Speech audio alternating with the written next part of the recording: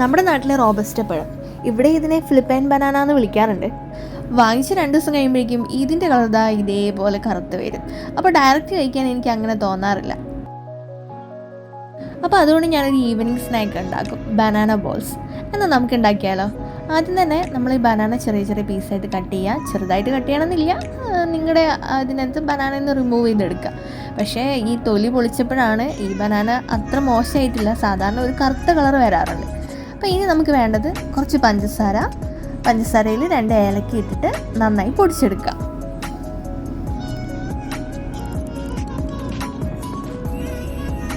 ഏലക്ക ഇട്ടിട്ടുള്ളൂ, കുറച്ച് sugar ഇട്ടുള്ളൂ, 2-3 spoon പഞ്ചസാരയും എടുത്തിട്ടുള്ളൂ.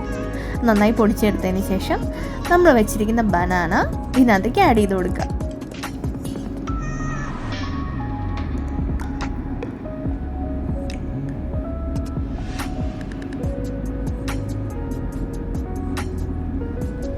ഞാൻ ഒറ്റ ബനാനേ എടുത്തിട്ടുള്ളൂ, നിങ്ങൾക്ക് ആൾക്കാരുടെ എണ്ണത്തിനനുസരിച്ച് ഇത് കൂട്ടാം. അത് നന്നായിട്ട് മിക്സിയിലടിച്ച് പേസ്റ്റാക്കി എടുത്തതിന് ശേഷം ഞാനൊരു വേറെ പാത്രത്തിലേക്ക് മാറ്റാണ്.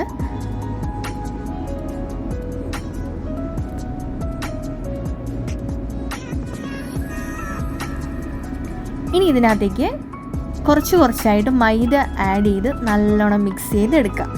ഒറ്റയടിക്ക് ഫുൾ മൈദ ഇടുന്നില്ല, കുറച്ചായിട്ട് മൈദ ഇട്ടിട്ട് മിക്സ് ചെയ്തെടുക്കുക. ഇല്ലെങ്കിൽ ചിലപ്പോൾ കട്ട പിടിച്ച് പോകാൻ ചാൻസ് ഉണ്ട്. അതുകൊണ്ട് കുറച്ചിട്ടിട്ട് നല്ലോണം മിക്സ് ചെയ്തെടുക്കുക.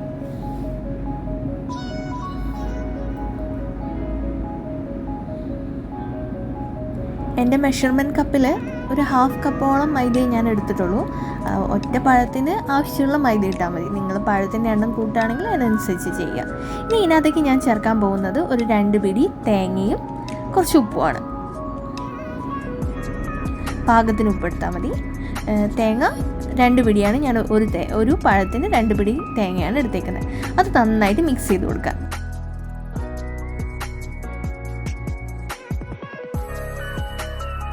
നമ്മുടെ ബാറ്ററി സെറ്റായി.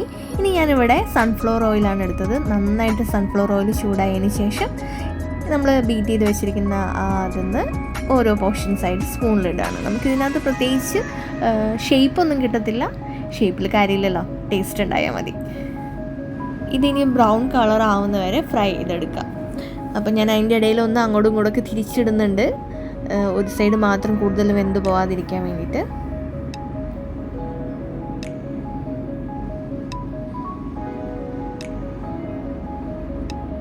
മാത്രമല്ല അടിയിൽ പിടിക്കാതിരിക്കാനും കൂടിയിട്ടാണ് ഞാൻ പെട്ടെന്നൊന്ന് തിരിച്ചിട്ടത്.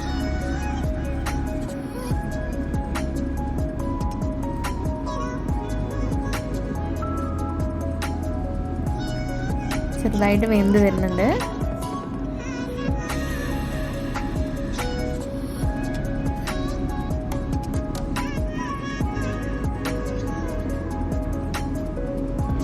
ബനാന ബോൾസിൻ്റെ കളറൊക്കെ മാറി വരുന്നുണ്ട്. റെഡി ആയതൊക്കെ ഞാൻ കോരിയെടുത്ത് മാറ്റാണ്. 2-3 പ്രാവശ്യമായിട്ട് ബനാന ബോൾസൊക്കെ ഞാൻ ഫ്രൈ ചെയ്തെടുത്തു. അപ്പോൾ ഞാനൊരു പഴം ഇട്ടതുകൊണ്ടാണ് ഇത്രയും ഉണ്ടായിരുന്നത്. നിങ്ങൾ ആൾക്കാരുടെ എണ്ണത്തിനനുസരിച്ച് പഴവും തേങ്ങയും മൈദയും എല്ലാം ആഡ് ചെയ്തിട്ട് ഉണ്ടാക്കുക. അപ്പോൾ ഇനി പ്ലേറ്റിംഗ് ടൈമാണ്. ഞാനൊരു ഈവനിങ് സ്നാക്കായിട്ടാണ് ഉണ്ടാക്കിയത്. ബ്രേക്ക്ഫാസ്റ്റിൻ്റെ ടൈമിലും ഒരു സ്നാക്കായിട്ടൊക്കെ കഴിക്കാൻ പറ്റുന്നതാണിത്. നമ്മുടെ സിമ്പിൾ ബനാന ബോൾസ് റെഡിയാണ്. എല്ലാവരും ഒന്ന് ട്രൈ ചെയ്ത് നോക്കി ഫീഡ്ബാക്ക് അറിയിക്കുമല്ലോ. Please subscribe to my channel. അടുത്തൊരു വീഡിയോയിൽ കാണുന്നവരെ ബൈ ബൈ.